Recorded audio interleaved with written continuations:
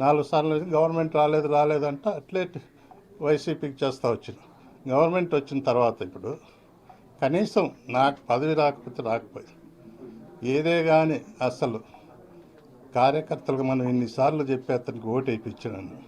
కార్యకర్తలకు ఏదన్నా పని చేయాలన్నా కూడా ఎవరికి అసలు సీఎం పేచీలోకి అడుగు పెట్టనీడు, పేచీలోకి రానేడు. ముఖ్యమంత్రి దగ్గరికి పోవాలన్నా కూడా ఆడ కేఎన్ఆర్కి చెప్పి అపాయింట్మెంట్ ఇవ్వనివ్వడు. అది నాకొక్కనికే కాదు, రాయచోటి నియోజకవర్గంలో ఉండే అప్పుడు నాతో పాటు రాంప్రసాద్ కూడా చేసినాడు. అతనికి అట్లా చేసినాడు, నాకు అదే చేసినాడు.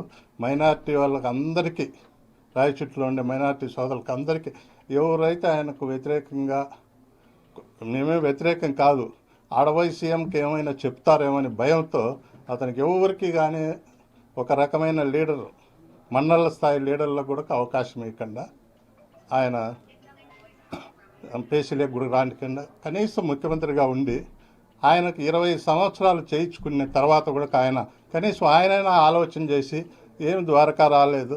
అదే రాజశేఖర రెడ్డి అయితే పాపం ఎన్నోసార్లు నేను చూసినాం, పిలిపించుకు దగ్గరికి వస్తే రాయచోటి ముస్లిమ్స్ కానీ పేర్లతో పిలిచి వాళ్ళందరినీ పిలిపించుకొని వాళ్ళు బయట కూడా పేసి బయట ఉన్నా కూడా రాయచోటి ముస్లిమ్స్ అంటే చూసి పిలిచి లోపలికి పిలిపించుకొని మాట్లాడేటోడు, అంత ప్రయారిటీ ఇచ్చాడు.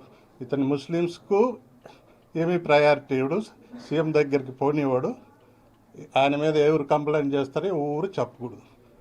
కాన్ఫరెన్స్లో మీరు ఈరోజు చూస్తారు ఎంత వ్యతిరేకత ఉందో, అది ముఖ్యమంత్రికి కూడా తెలియదు, తెలియనికన్నా చేస్తారు. మా ఎమ్మెల్యే అంతే, మిథున్ రెడ్డి గారు అంతే, ఎవరిని పైకి రానివ్వకూడదు, వాళ్ళ ఉద్దేశం ఇది. ముఖ్యమంత్రి గారు ఈరోజు చూస్తారు, గవర్నమెంట్ గురించి చెప్తాను. ఆయన గవర్నమెంట్ వచ్చిన తర్వాత కనీసం మూడు కారణాల వల్ల ఆయన మెయిన్గా మైనస్లో పడడానికి కారణాలు. ఒకటి అవినీతి, 2 మొత్తం ఎవరినైనా కానీ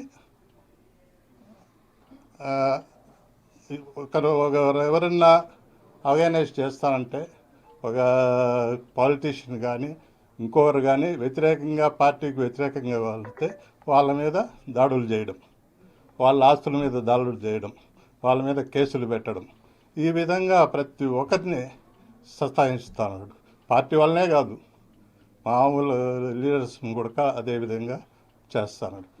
ఇప్పుడు స్ట్రైక్ అంటారు, మీరు గవర్నమెంట్ ఎంప్లాయీస్ ఉన్నారు, స్ట్రైక్ ప్రతి గవర్నమెంట్లో ఏ గవర్నమెంట్లు ఉన్నా కూడా వాళ్ళు స్ట్రైక్ చేస్తారు వాళ్ళ హక్కుల కోసం.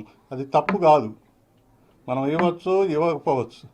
ఆయనకు ఆర్గనైజ్ చేస్తే కూడా వాళ్ళు వ్యతిరేకులుగా చూస్తాడు.